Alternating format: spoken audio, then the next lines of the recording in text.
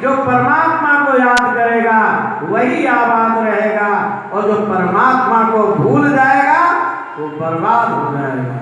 तो जब हम परमात्मा को याद करेंगे भैया, जब हम उसको याद करेंगे तो वो भी हमें याद करेगा।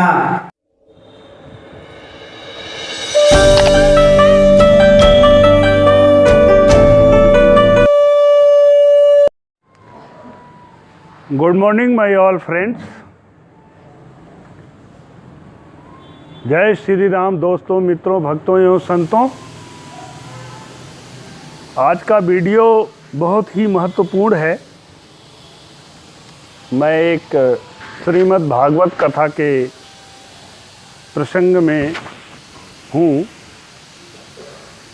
और ये श्रीमद् भागवत कथा जोधपुर में श्री चंद्रेश्वर महादेव मंदिर उदासीन बड़ा अखाड़ा में हो रही है। इस कथा को स्वयं यहाँ के महंत प्रातःस्मरणीय पूजनीय अनंत श्री हरि विष्णुदास जी महाराज जी कर रहे हैं, और इस समय मैं बेलपत्र जो शंकर भगवान का सबसे प्रिय वृक्ष है उसके पास खड़ा हूँ। आप देखिए ये पुष्प, तो आपको दिखाते हैं। तो आपको मैं बता रहा था महाराज जी स्वयं कथा कर रहे हैं, तो आप महाराज जी के मुखारविंद से स्वयं सुने कि इस कथा का आयोजन किस प्रसंगवश कैसे चल रहा है।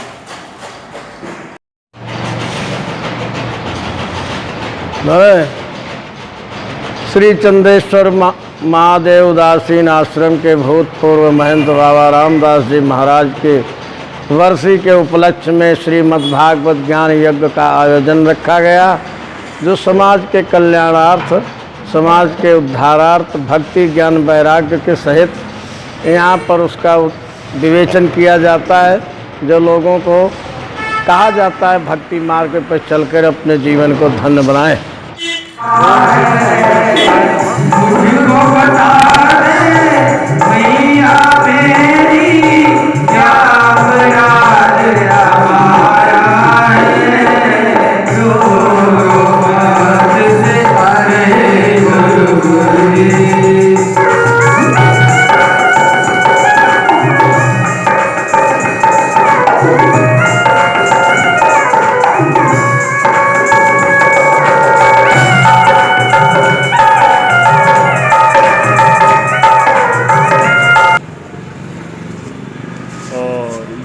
श्री श्री 108 बाबा रामदास जी महाराज उदासीन के बरसी महोत्सव पर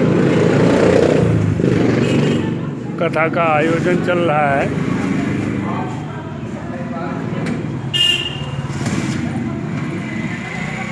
ये आप मंदिर का पोर्शन देख रहे हैं। तो जैसे ही आप रोड से प्रवेश करेंगे तो आश्रम में ये धूने का आपको दर्शन होगा।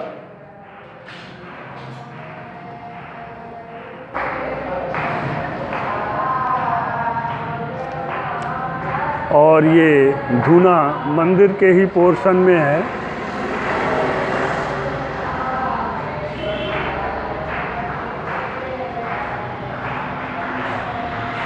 हनुमान जी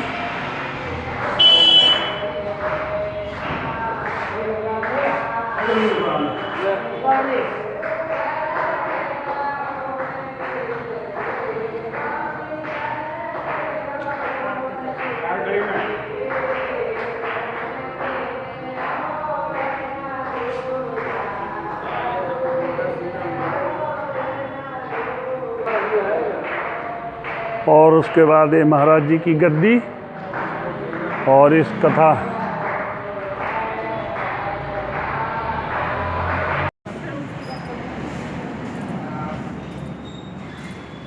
और कथा के प्रसंग में ब्राह्मणों द्वारा पूजन कार्य चल रहा है।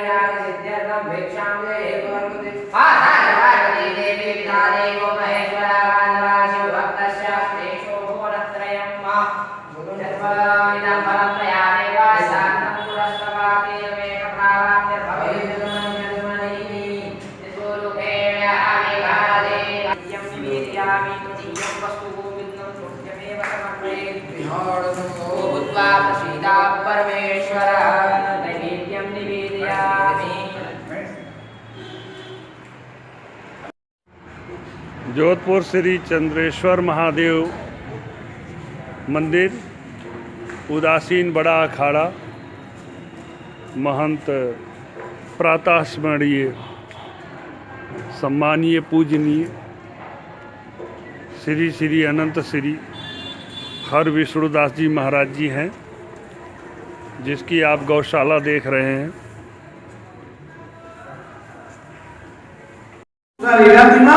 कथा प्रसंगा, भगवान रति माने प्रेम, भगवान की कथा में रति यानी प्रेम, भगवान का। तो यहाँ पहला ही श्रवणम शब्द है, यानी भगवान की कथा को श्रवण करो। कीर्तनम, कीर्तन क्या होता है जानते हो?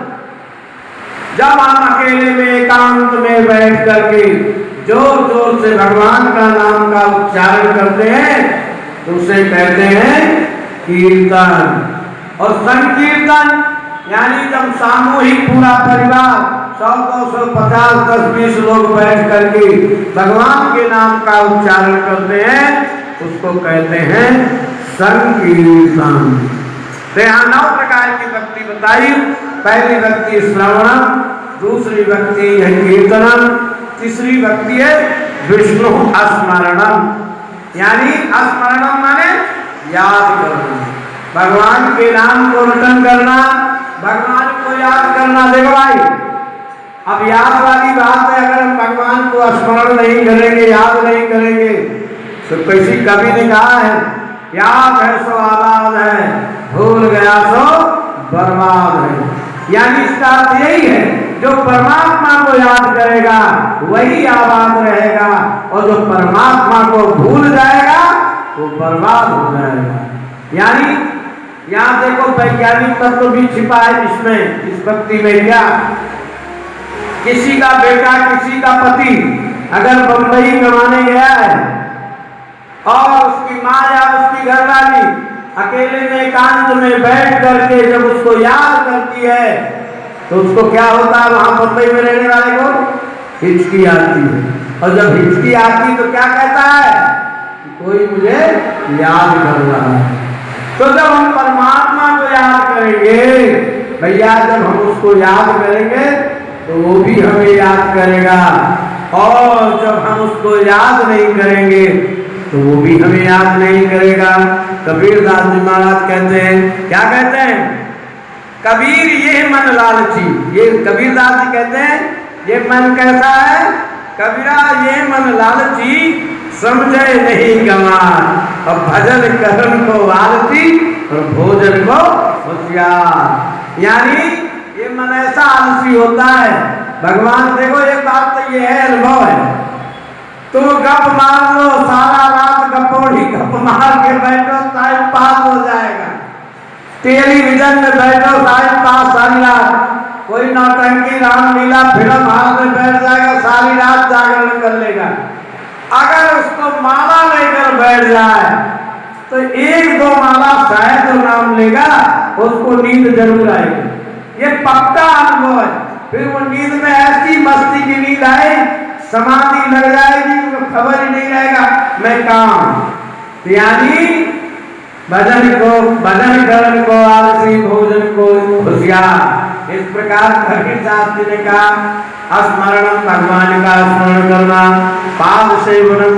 अब कपिल देव जी महाराज कहते भैया, भगवान की मूर्ति के, भगवान के चरणों की सेवा करना, अर्चनम माने आरती उतारना, पूजन करना, वंदनम भगवान को प्रणाम करना, साख्यम दास्यम यानी भगवान का दास बन जाना, उनका नौकर चाकर बन करके भगवान की सेवा करना। तो दास्यम साक्यम, भगवान को अपना दोस्त बना लो, मित्र बना लो। देखो संसार में लोग क्या है, रिश्ते का महत्व करते हैं।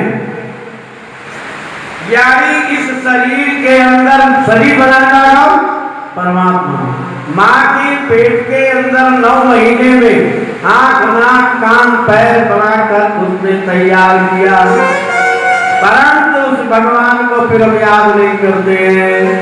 और रिश्ते का नाते मेरा काका है, नानी है, चाची है, मौसी है, ससुराल है, सास है, ससुर है। अभी ससुर मर जाए, सास मर जाए तो रात दिन एक महीना तक गाड़ी जाएगी। और भगवान का कोई काम होगा ना तो भगवान के काम में कहेंगे भैया हमको टाइम नहीं है, काम बहुत है। अरे जिस भगवान ने तुम्हें बनाया, हाथ पांव चला रहा है, उसके लिए टाइम नहीं है। और 1 सेकंड में लकवा हो जाए, हरिओम फिर ना हाथ काम करेगा ना पांव काम करेगा। फिर वो सास ससुर कहेंगे क्या, ये कब मर जाए। हाया जिसको तुम अधिक प्यार करते हो, अधिक प्रेम करते हो, अगर 10 दिन या 15 दिन का बुखार आ जाए और लैट्रिन पेशाब चारपाई पे होने लगे तो वही घरवाली, वही बेटा, वही बेटी, वही कहेंगे हे भगवान कब मरे, कब पिंड छूटे। इसी पर एक भजन का आनंद लेंगे, फिर आगे की कथा आगे बढ़ेगी। बोले माँ के बिहारी लाल की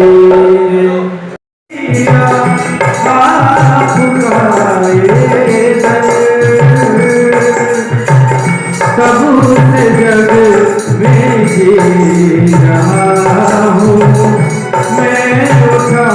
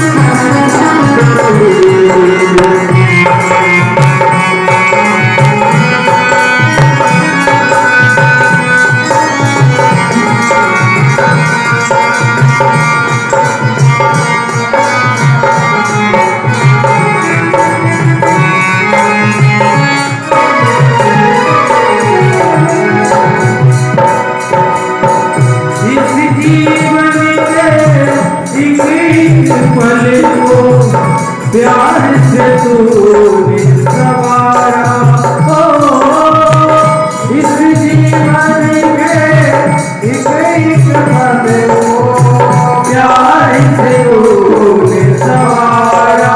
क्या दुनिया भर का सुख में कान्हा तूने मुझे पर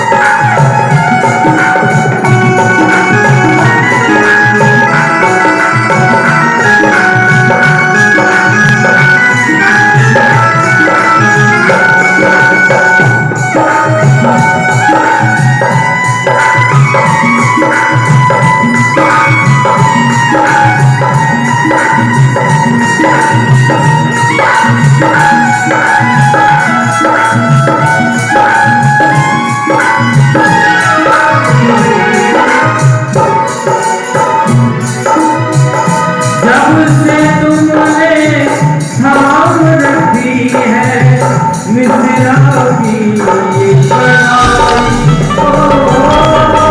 जब से तुमने थाम रखी है मिथिला की ये कलाई, जब से तुमने थाम रखी है मिथिला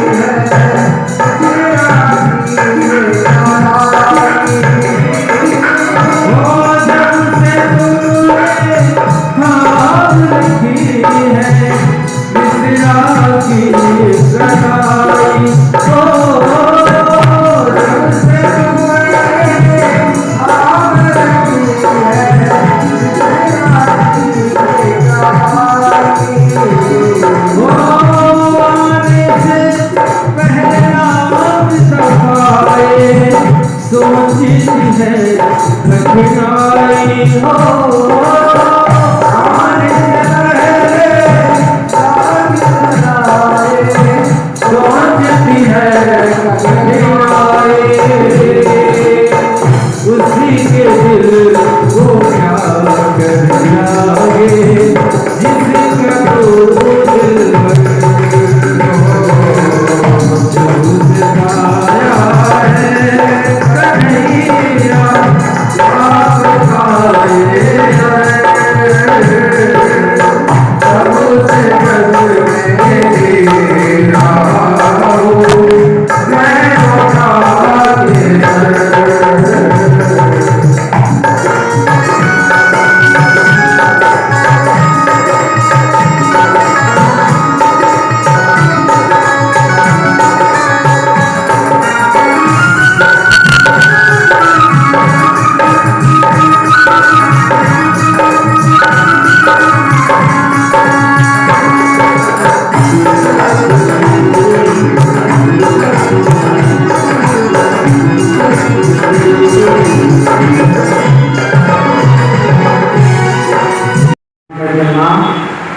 भगवान के साथ अपना रिश्ता बना लो, सखा बना लो, दोस्त बना लो, उसके बाद उसकी भक्ति करो, परमात्मा को अपने उसके आत्मसमर्पण कर दो। हे परमात्मा, हे भगवान, सब कुछ तेरा और मैं भी तेरा हूँ, जैसा तुम करो वैसा ही भगवान के ही हो करके भगवान का दास बनकर, मित्र बनकर कैसे भी भगवान की भक्ति की जा सकती है। जैसे अभी मारवाड़ में मीरा ने भगवान को अपना पति मानकर भक्ति किया, इसी प्रकार जीव का यहाँ बताया गया कि परमात्मा से कोई रिश्ता स्थापित कर ले और भगवान का भजन कर ले। कपिल देवी की माँ देवकी ने कहा, महाराज, जब तक जीव गर्भ में रहता है, पेट में रहता है, तो उल्टा टंगा होता है, ऊंधा रहता है और भगवान से प्रार्थना करता है, ईश्वर, हे परमात्मा, मुझे जल्दी इस नर्क से बाहर ले जा। ऊंधा टंगा रहता, माँ जो खट्टा मीठा चरपड़ा खाती है उसके मुख के ऊपर से ही निकलता है और वो व्याकुल होकर तड़फड़ा करके फिर भगवान की प्रार्थना करता है, हे प्रभु, जल्दी से मुझे इस नर्क से ले चल। देखो साधु संत महात्मा योगी जन भगवान की भक्ति क्यों करते हैं, संन्यास क्यों लेते हैं, इस गर्भ में पुनः नहीं आना पड़े और परमात्मा में लीन हो जाए। जन्मत मरत दुसाध कोई, जब जीव पैदा होता है 1000 बिच्छू कंठ के बराबर दर्द होता है और जब मरता है तो भी वही गति होती, तड़फड़ाता है। इसीलिए इससे छुटकारा पाने के लिए परमात्मा का, भगवान का भजन और भक्ति किया जाता है। ये नहीं, देखो बंगला, गाड़ी, मोटर, आज जितने भी भौतिक सुख है, पैसा, ये तो हमारे पुरुषार्थ, हमारी मेहनत कमाई का है, से पैदा हो सकता है, पर मुक्ति तो केवल परमात्मा के भजन के द्वारा हो सकता है और कोई उपाय नहीं है। इस प्रकार जीव प्रभु में रहकर भगवान से प्रार्थना करता है, हे प्रभु, जल्दी मुझे बाहर कर, मैं बाहर जाकर तुम्हारा भजन करूंगा। परंतु बाहर आते ही जैसे इस जमीन पर गिरता है तो इससे क्या होता है, क्यों, यानी कहाँ आ गया मैं, और फिर वो भूल जाता है उस भगवान को। फिर उसे क्या दिखाई पड़ता है, ये मेरी माँ है, ये मेरा बाप, ये मेरा काका है, ये मेरा चाचा है, ये मेरा भाई है। पैदा होते ही दूसरे दिन अपनी माँ को पहचानने लगता है जी, सबको भूल जाता है। यानी पैदा होते यहाँ की हवा लगते ही उसे भगवान की माया व्याप्त हो जाती। मैं और तोर मोर यह माया, ये मेरा है, ये तेरा है, यही संसार की माया है।